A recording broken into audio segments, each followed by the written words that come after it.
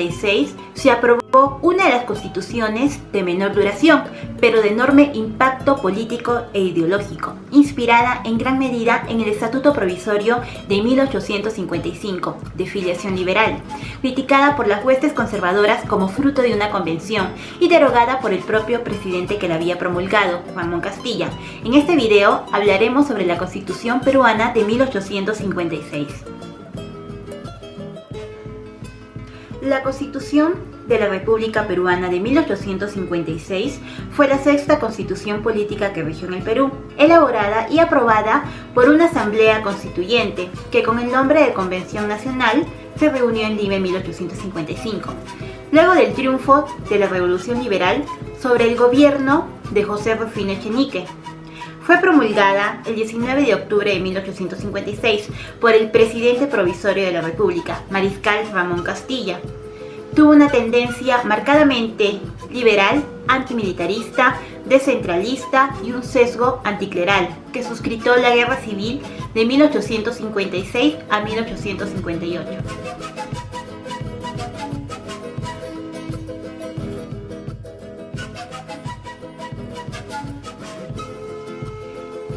Esta constitución tiene sus comienzos en la Revolución Liberal de 1854.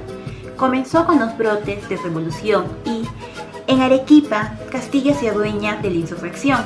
Llega el 13 de febrero a la Ciudad Blanca y, entre aclamaciones del pueblo, Echenique manda sus tropas al sur, pero Castilla, con menos hombres, defiende la ciudad. A fines de marzo, Castilla se desplaza al Cusco y el 14 de abril recibe el anuncio de que la Junta Revolucionaria de Arequipa lo ha proclamado presidente provisorio. A pesar de que el país en ese momento tenía dos presidentes, Castilla expide el 5 de julio el histórico decreto de la abolición del tributo indígena, lo cual le da un carácter social a su revolución. Y el 3 de diciembre, en la ciudad de Huancayo, Castilla da otro decreto trascendental. Proclama la libertad de todos los peruanos, de todos los hombres que se encuentran en el país. Era el decreto de la abolición de la esclavitud. Triunfante la revolución, se instaló un gobierno provisional con el general Ramón Castilla como presidente, en cuyo gabinete ministerial figuraban liberales como Pedro Galvez Egusquiza, Manuel Toribio Ureta y Domingo Elías. Siguiendo la tendencia pendular de la política peruana, luego de un gobierno conservador, se dio así el pase al otro de carácter liberal, aunque Castilla en el fondo no comulgase el liberalismo. Castilla convocó elecciones para la reunión de una asamblea constituyente o convención nacional, cuya misión sería reformar la Constitución conservadora de 1839. Por primera vez se convocó a elecciones con sufragio directo y universal. ¿Por qué directo? Pues no se elegirían a los colegios electorales, sino directamente a los representantes de este nuevo Congreso. Y universal porque todos los peruanos votarían sin ninguna limitación, sin importar ser analfabetos o no tener fortuna. Realizadas las elecciones y elegidos los representantes de la Convención Nacional, esta se instaló el 14 de julio de 1855. Su primera medida fue la ratificación de Castilla como presidente provisorio. Luego dictó un estatuto provisorio, promulgado por Castilla el 27 de julio de ese mismo año. En dicho estatuto, que debía regir mientras se discutiera la nueva Constitución, quedaron fijados las atribuciones del jefe de Estado y señaladas las garantías individuales y nacionales. Discusión y promulgación. Castilla, reafirmado en el poder, se separó de sus ministros liberales y convocó a sus amigos, y así se iniciaba el rompimiento con el bando liberal. En la Convención Nacional surgió una tensa disputa entre la mayoría liberal y la minoría conservadora partidaria de Castilla. Después de grandes debates, en octubre de 1856 se terminó de discutir esta nueva constitución, de marcado carácter liberal, que reemplazaba así la constitución conservadora de 1839. El presidente Castilla juró esta constitución, que fue promulgada el 19 de octubre de 1856, pero expresó su disconformidad con ella, sobre todo por la disminución de las atribuciones del presidente, aumentando así la tirantez entre el gobierno y el Congreso. Y para agravar las cosas, estalló en Arequipa la revolución conservadora del general Manuel Ignacio de Vivanco, que derivó en la sangrienta guerra civil de 1856 a 1858. La convención fue disuelta el 12 de noviembre de 1857 por una patrulla de soldados a órdenes del coronel Pablo Arguedas, quienes aprovecharon que Castilla se encontraba asediando en Arequipa.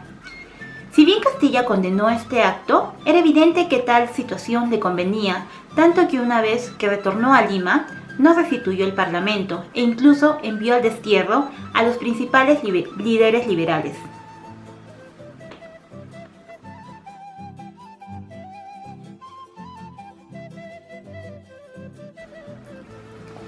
Esta constitución constaba con 140 artículos, ordenados en 19 títulos, y las principales disposiciones fueron: abolir la pena de muerte, lo que constituyó una novedad en esta temporada. Fue José Gálvez Egusquiza, que más adelante sería el héroe del combate del Callao, quien en el Parlamento defendió ardorosamente esta abolición, resumiendo su pensamiento en esta frase: la sociedad no tiene derecho a matar. También se limitó las atribuciones del Poder Ejecutivo, estableciendo la vacancia de la Presidencia de la República por atentar contra la forma de gobierno o disolver el Congreso. También se estableció que el periodo presidencial duraría 4 años y no 6 como en las anteriores constituciones. Creó el Consejo de Ministros, que en ley complementaria fue definido como una entidad autónoma. También se creó la figura del fiscal de la nación, con la misión de vigilar el cumplimiento de las leyes. También se abolió el Consejo de Estado, que era aquel cuerpo consultivo que figuraban en las constituciones de 1828, 1834 y 1839. Algunas de sus atribuciones pasaron al fiscal de la nación, una parte quedó reservada al Congreso y otra al Consejo de Ministros.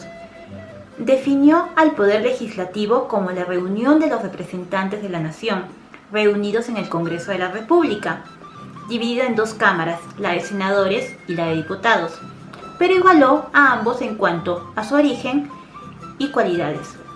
Fortaleció el poder legislativo representado por el Congreso. Estatuyó a la ciudadanía de los peruanos varones mayores de 21 años o casados y la pérdida de ella por aceptar título de nobleza. Estableció el sufragio popular directo para todos los peruanos que supieran leer y escribir, o tuviesen propiedades raíz, o fuesen jefes de taller, soldados o marinos retirados. Restableció las juntas departamentales y las municipalidades. Estableció el carácter gratuito de la educación primaria y, pese a los esfuerzos de los liberales, no logró imponer la libertad de los cultos, y el Estado continuó protegiendo la religión católica, no permitiendo el ejercicio de otros cultos, pero se suprimieron las vinculaciones y los fueros eclesiásticos, así como los diezmos y las primicias.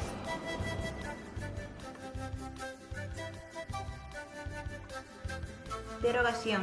Esta constitución no convenció a la mayoría de la población. Precisamente, la rebelión de Vivanco había tenido como móvil la oposición al predominio del liberalismo y el anticlericalismo en el gobierno. Tras el fin de la guerra civil, Castilla convocó en 1860 a un nuevo congreso, el cual, pese a ser solo de carácter ordinario, se arrogó en la facultad de constituyente y procedió a hacer una reforma constitucional inmediata. Así surgió la Constitución de 1860, de carácter moderado y la que más larga vida ha tenido hasta la actualidad.